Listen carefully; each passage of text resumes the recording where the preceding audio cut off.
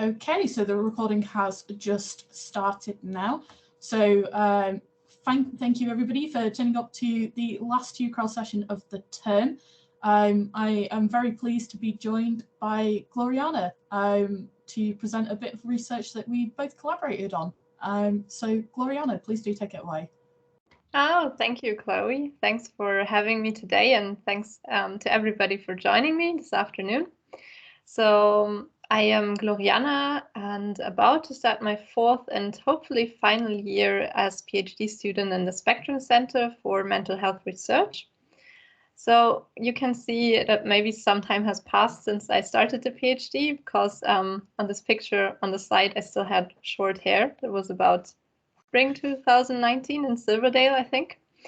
So yeah, today I'm going to talk about one of my final PhD papers that's still a bit of work in progress right now.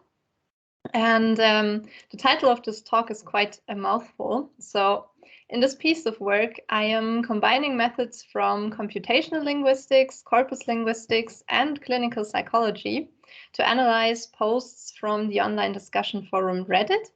And these posts are by people with a diagnosis of bipolar disorder. And I would like to see what they share about their personal recovery.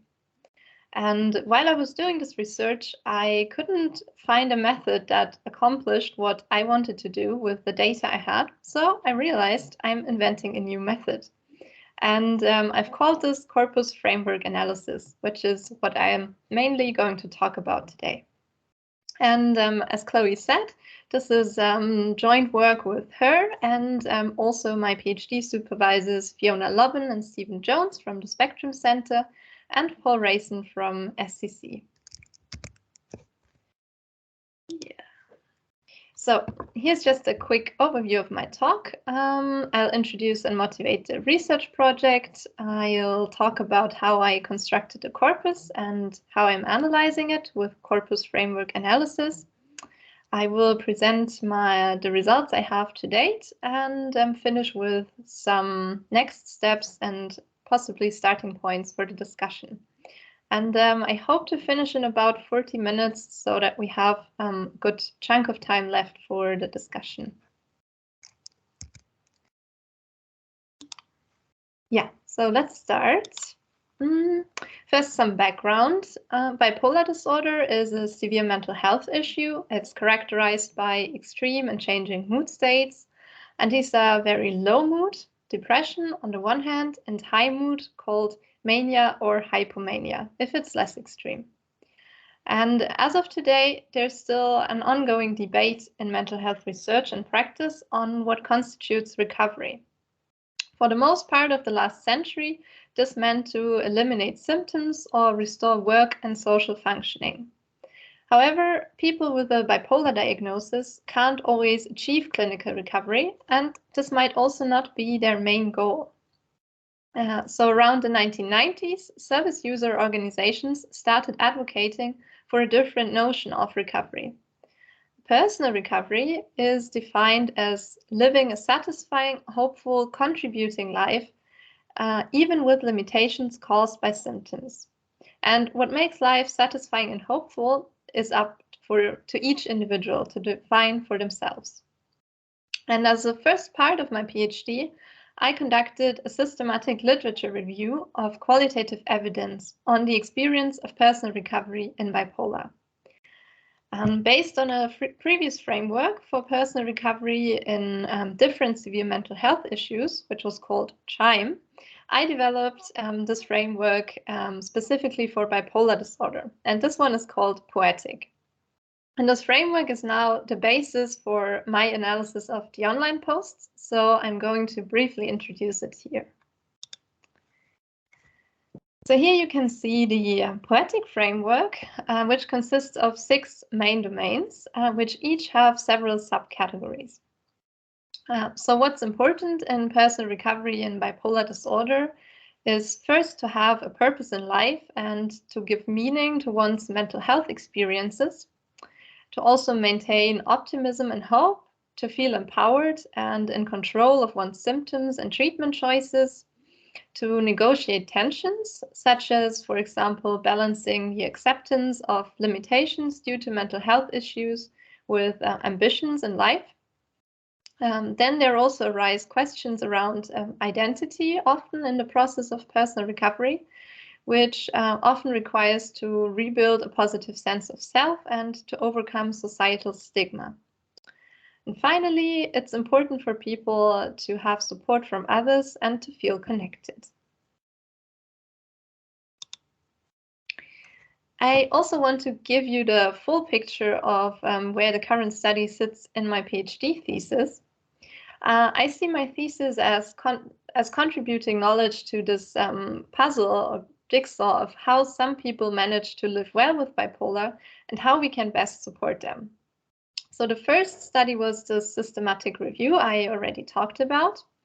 Then in the second study, I looked at the demographic characteristics of Reddit users who self-report a bipolar disorder diagnosis. If you've got any questions about this, I should have a backup slide on this. And then in my third study that I'm working on in parallel, I use automatic emotion analysis to quantitatively study the relationship of mood and posting in mental health support subreddits. And now the study I'm talking about today is this final piece in the puzzle, so to say. And here I finally get to analyze what people share about their personal recovery in bipolar on Reddit. So let's just take a small step back and look at why we even thought that it would be a good idea to analyze personal recovery in bipolar via online support forum posts. As you might know, peer online support forums are a source of information, support, and social contacts, and they're particularly valued by people with stigmatized conditions, such as mental health issues. Research on personal recovery so far has only used evidence from interviews and focus groups. And in these, the collected information is retrospective because people recall some memories, and it's also potentially influenced by the researchers who get to ask the questions and set the scene. In contrast to this, online posts can offer insights into an experience as it is lived rather than as it is enacted. So people share experiences that are relevant to them spontaneously online and without any research or prompts. And usually they also talk about more recent experiences. Additionally, online support forums are accessible for people who do not have access to other forms of care because they can't afford it or it does not exist where they live. So in using online forum posts, we have a chance of including voices of people who might otherwise stay unnoticed because they are not in contact with services or researchers where normally recruitment for scientific studies takes place. The large international online discussion platform Reddit hosts many subforums, which are called subreddits, and they are dedicated to different topics of interest, such as politics, sports, health issues, and there are also several subreddits specifically for bipolar disorder. Compared to many other mental health online support forums, all posts on Reddit are public and you don't need to sign up to view them. So that's the main reason why I've chosen to collect my data from Reddit. So I hope by now I have convinced you that it's really a timely task to have a look at online posts in relation to personal recovery in bipolar. And specifically, our research question in this project is, what can online support forum posts reveal about the processes and experience of personal recovery in bipolar disorder in relation to the POETIC framework? Okay, so now I can start talking about how we approach this research question. Before I go into any details of the corpus construction and analysis, I would like to mention that I've obtained ethical approval for the project by the FHM Research Ethics Committee. And to protect users' anonymity, I'm removing all usernames in publications and presentations, and I also paraphrase quotes if otherwise the original post could be found by a verbatim web search.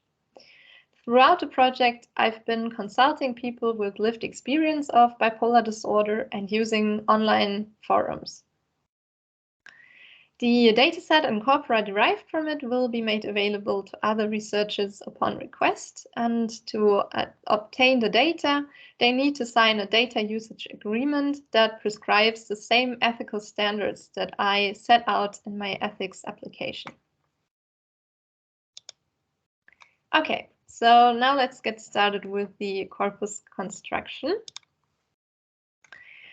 For the PhD project as a whole, I collected a dataset by automatically identifying people who stated on Reddit that they have a bipolar diagnosis, and then downloading all of their posts. And this dataset is quite massive. It has more than 21 million posts by 20,000 users, totaling more than 1 billion of words. And yeah, by the way, I'm still looking for a catchy name for this data set for writing up the thesis. So if you've got any suggestions, let me know. So now this is the blessing of online data collection, that there is lots and lots of data available. However, for this paper, this turned into quite a challenge because on Reddit, people with a bipolar diagnosis talk about all sorts of things. So on this slide, you can see the top 5 subreddits in the dataset and how many users posted in each. So encouragingly, a bipolar subreddit is ranked 3rd, but there's also the subreddit for politics and subreddits for sharing the odd cat picture.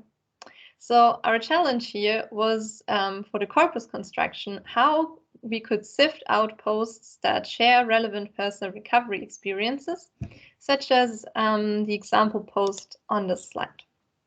And I will now walk you through how we did this. So the usual approach in corpus linguistic studies would be to use one or a few search terms for the concept of interest, and then simply retrieve all newspaper articles, or in our case, online posts that contain this term. In our case, this didn't work well. First of all, personal recovery had a whole whopping of 20 hits in the full dataset of 1 billion of words. Then just taking the lemma recover had a couple of 10,000 instances in the dataset. But as I said in the beginning, recovery is quite a contentious term, and there's no real consensus of what it really denotes, whether it's clinical recovery or personal recovery. And so in a preparatory phase to this study, we manually coded instances of mentions of recover terms, so different word forms that share the stem recover. And on this slide, you can see the results of this. So most frequently, indeed, recover terms were used to refer to mental health issues. But also in 1/3 of cases, it was recovery from a physical health issue, such as surgery or childbirth. And then there's also recovery from difficult life events, such as a breakup or a hangover, and some other meanings, like recover in a sense of retrieving and the economy recovering. And even just looking at posts in bipolar subreddits or mental health subreddits, that are dedicated to mental health issues other than bipolar, about 20% of the instances of recover term were not about mental health recovery. And of these instances that were in fact about mental health recovery, the majority of them were about clinical and not personal recovery.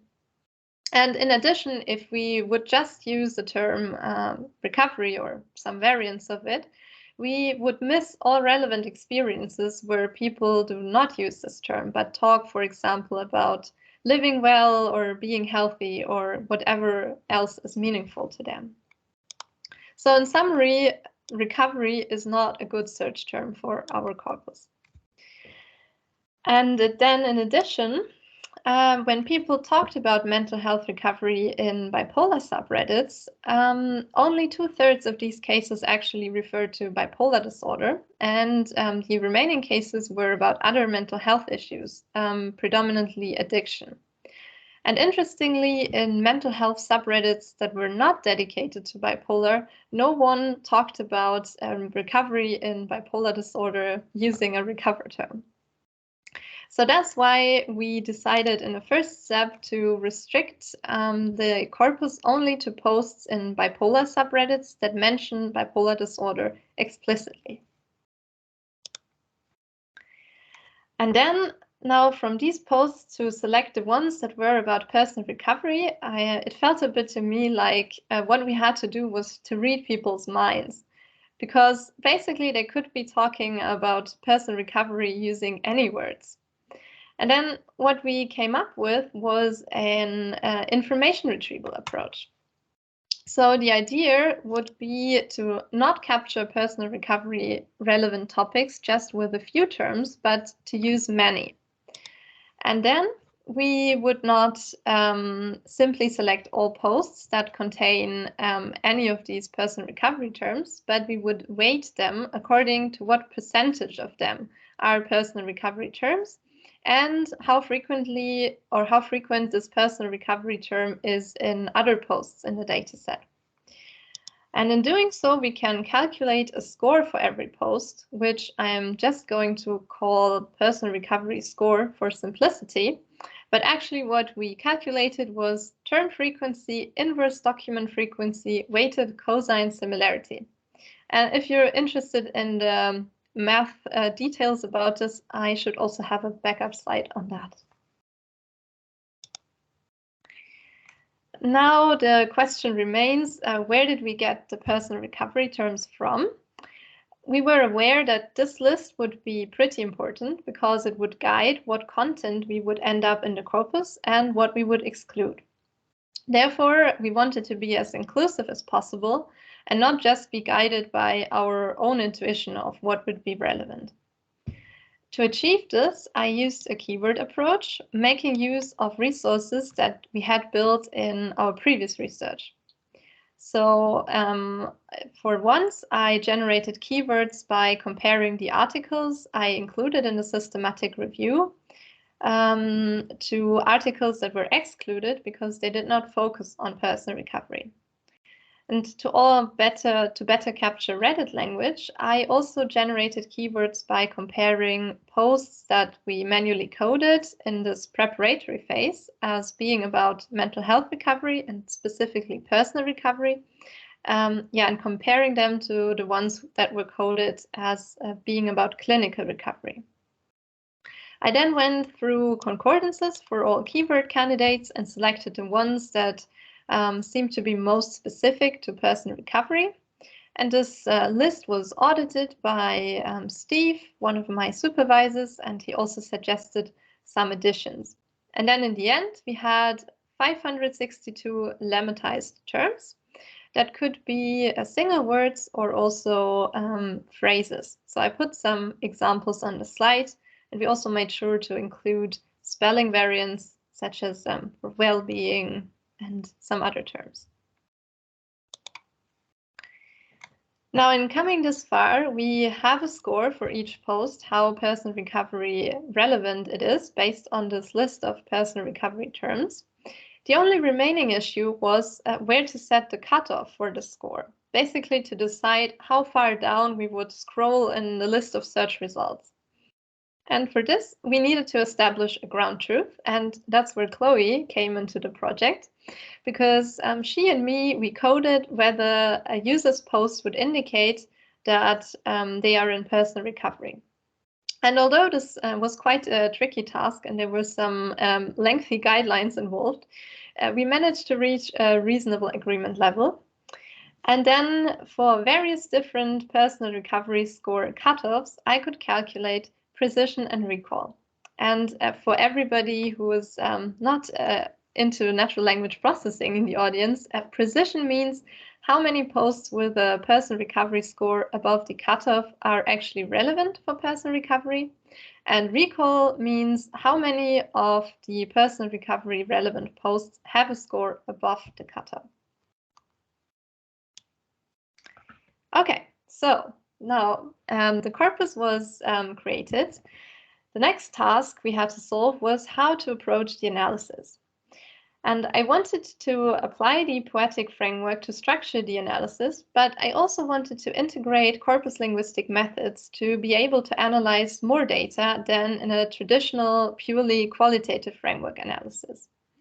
And that's how I developed corpus framework analysis that integrates these two methods.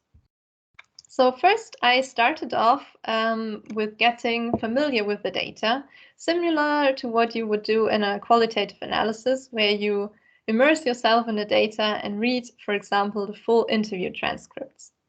In my case, this meant to sample some posts from the corpus randomly and look at them in the context of their full threads on Reddit. In the corpus itself, I only have isolated posts because not all posts in a thread are from people with a bipolar diagnosis or are relevant for personal recovery. Then I generated keylemmas by comparing my corpus to a reference corpus of not personal recovery relevant posts via Lancspots. And then comes a framework concordance analysis, so to say, where I code the keylemmas into the categories of the POETIC framework using the codebook I developed for the systematic review by looking at the concordances of the keylemmas. I separated the keylemmas into two groups, those that are in the personal recovery terms list. These would be expected to come up as key, and also new items that are not in the personal recovery terms list. And for a more in-depth analysis, I would also look at collocations for some keylemmas, again using Lancspots. And finally, I would also look at what aspects of personal recovery might be missing in the corpus that we had expected by looking at what personal recovery terms did not come up as keylemmas. Okay. So in the rest of the talk, I will present the results of my analysis so far. To select posts relevant for personal recovery, we set a minimum personal recovery score of 0.025. And in the evaluation with our manually coded posts, this would select 60% of posts that were or 60% of the selected posts would be relevant for personal recovery, and this was the highest we could get with precision. Applying this to all posts in bipolar subreddits that mentioned bipolar disorder, this resulted in a corpus of 1.3 million words by about 2,000 users. To generate the keylemmas, we also needed a reference corpus. For this, we selected posts that had a personal recovery score of less than 0.013. And in the manually labeled posts, this would retrieve, or 75% of the retrieved posts would not be relevant for personal recovery. The reference corpus is about 5 times bigger than the target corpus and has roughly 5 million of words.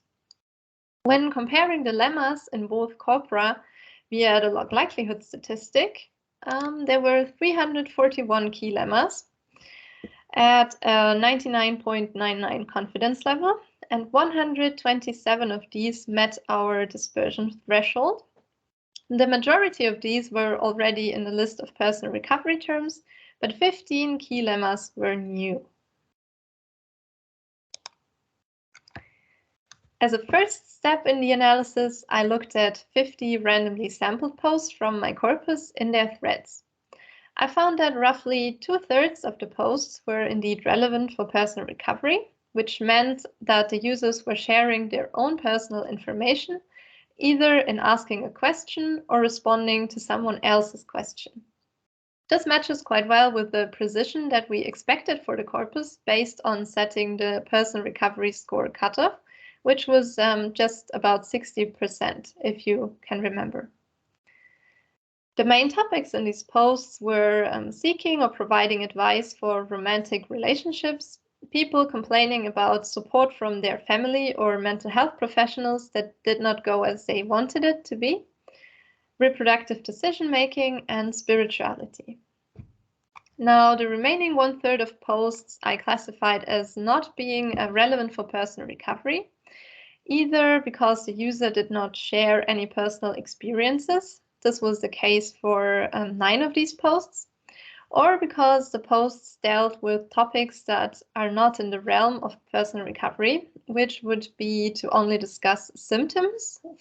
This was the case for 6 posts, or in one case, the post consisted of a listing of family members who also had mental health issues, contributing to a discussion about the heritability of bipolar disorder.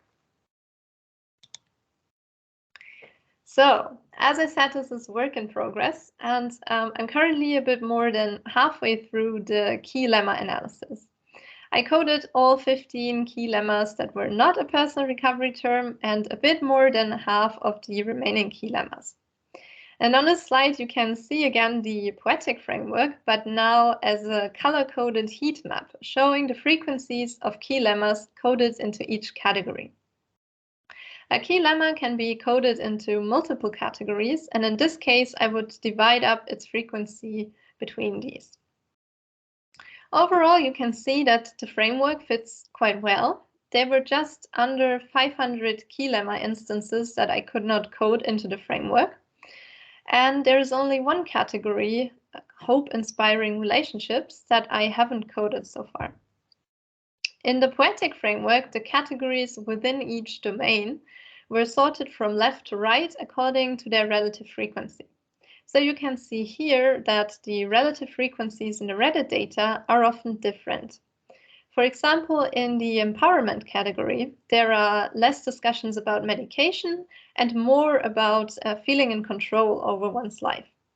But this could also be an artifact of the Corpus Construction because we explicitly did not include any terms around medication in the personal recovery terms list. And what stands out is that the domains of connectedness and purpose and meaning are by far the most frequent. And now I'm going to give you a peek into some categories, and I'm going to start with the 2 most frequent ones, support from others and relationships. So these 2 main subcategories in the connectedness domain both have around 4,000 mentions.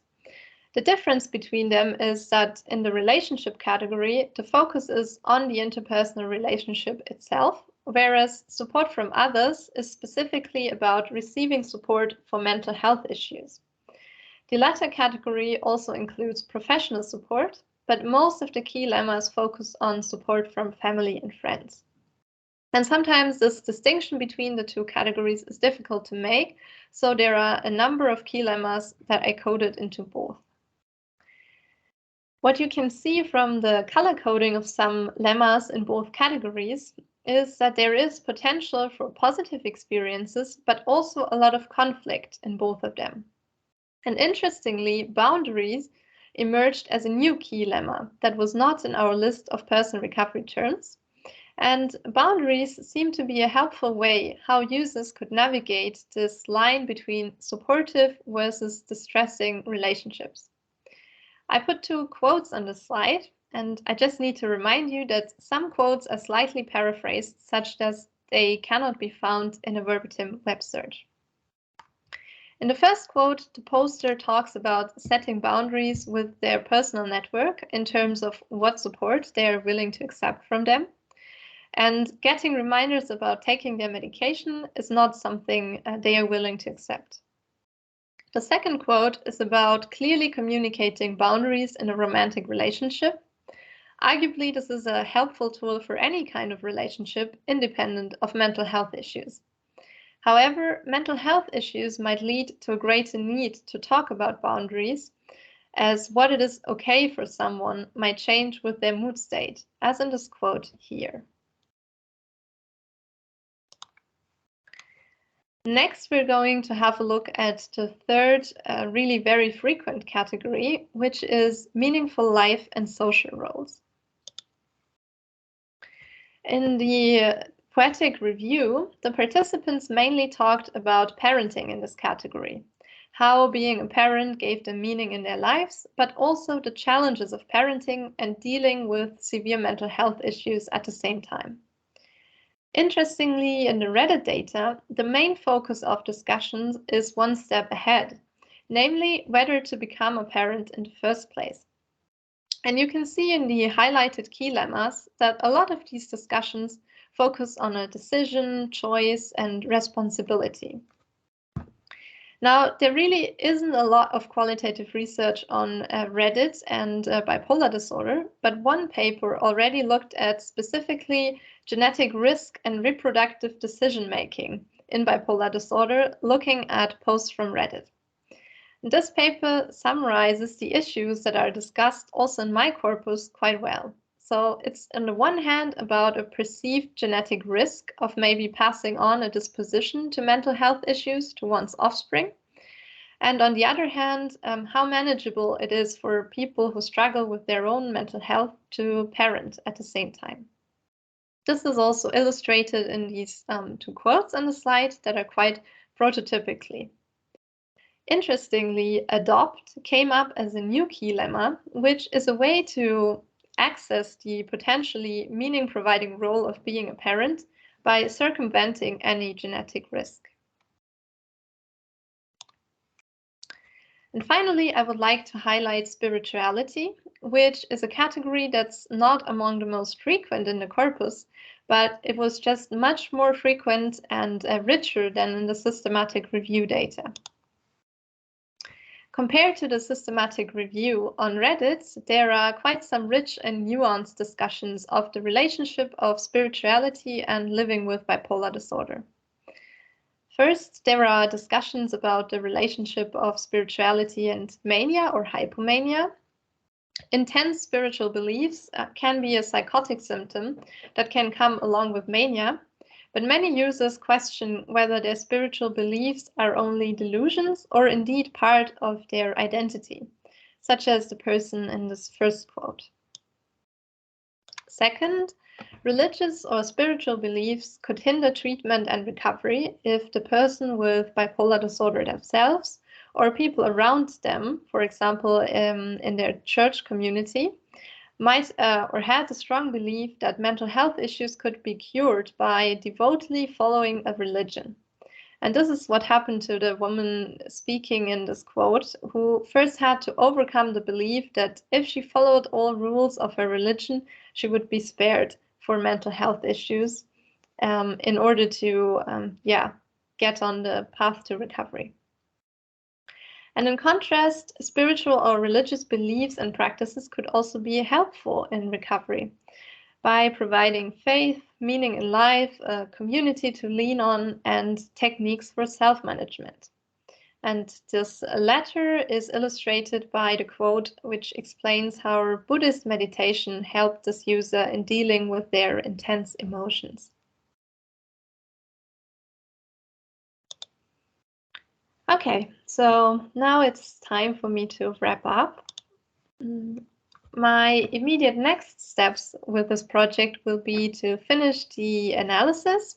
So I'll code the remaining 53 keylemmas and then also look at some collocations and consider the absences. I would like to mention some limitations of my approach as well. First, I think we need to treat the relative frequencies of the categories with a bit of caution, because it may well be the case that topic categories such as relationships or work are just easier to capture with a single term, whereas more complex categories that are more similar to qualitative themes such as openness enables support but also stigmatization are just harder to pinpoint to single terms. Second, the list of personal recovery terms enable us to construct this corpus, but of course it determines to a large part what is in the corpus. And in using corpus linguistic methods to come up with the personal recovery terms, I try to be as independent and inclusive as possible. But of course, we might still be overlooking relevant experiences that were not captured by any of the personal recovery terms. So to briefly summarize, I've talked about how to overcome challenges in online data selection using an adapted information retrieval approach. I've also introduced corpus framework analysis that combines corpus linguistics with qualitative framework analysis. And I've shown that the POETIC framework captures online experiences quite well, and that our analysis was successful to highlight some aspects in personal recovery that were less discussed in previous research that used interviews and focus groups. I would like to conclude with the implications of this work. In terms of clinical practice, our work provides more awareness and in-depth knowledge of issues that might be relevant for clients in their personal recovery. So this can be helpful for mental health professionals to know what they can address in their discussions with clients. And for research, first of all, the study validates the usefulness of the POETIC framework. This is the first time that it has been applied after it was developed. And then finally, we think our work makes an important contribution to corpus linguistics and natural language processing methodology for how to study something that isn't explicitly mentioned in the data, or is only there with very low frequency, or expressed implicitly, or with a variety of vocabulary. And we hope that corpus framework analysis will be usefully applied to other research questions in the future. So thanks very much for your attention, and now I'm looking forward to the discussion. Okay, thank you very much. I will just stop the recording now.